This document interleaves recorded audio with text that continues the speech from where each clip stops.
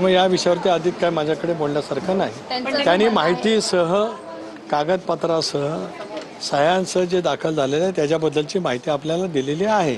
या विषयावरती योग्य वेळी योग्य वेळेला मी पूर्णपणाचं बोलेन. परंतु तटकरे सर, जे काही सुनेत्रा वहिनींनी पत्र दिलेलं होतं इलेक्शन त्या विषयावरती मी आज काय बोलणार नाही. पक्षांतर्गत बाब आहे. एक मिनिट आहे प्लीज.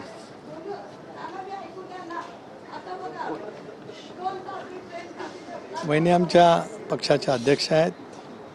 प्रफुल्लभाई भुजबळ साहेब, सुनील तटकरे, धनंजय मुंडे, मुशीफ साहेब, दिलीपराव वळसे पाटील साहेब, पक्षाचे अजून नेते आहेत. आम्ही सगळेजण एकत्रितपणाने बसू. आपल्याला कोणाला त्याची चिंता असण्याचं काही कारण नाही. दादांच्या स्वप्नातला पक्ष त्याच ताकदीने पुढे नेण्याचं काम आमच्या सर्वांचं आहे आणि आम्ही पूर्ण ताकदीने नेऊ.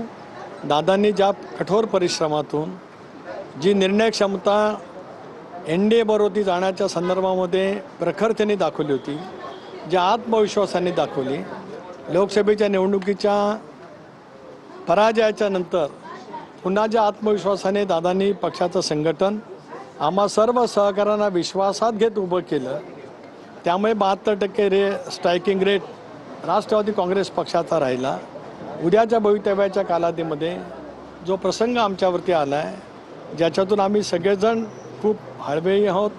आमच्या मनामधल्या त्या संवेदनासुद्धा आजही जागृत आहेत. माझं तर दादांचं गेले 35 वर्षाचं जीवाभावाचं नातं आणि त्याच्यामुळेच अनेक घटनांचा मी साक्षीदार आहे.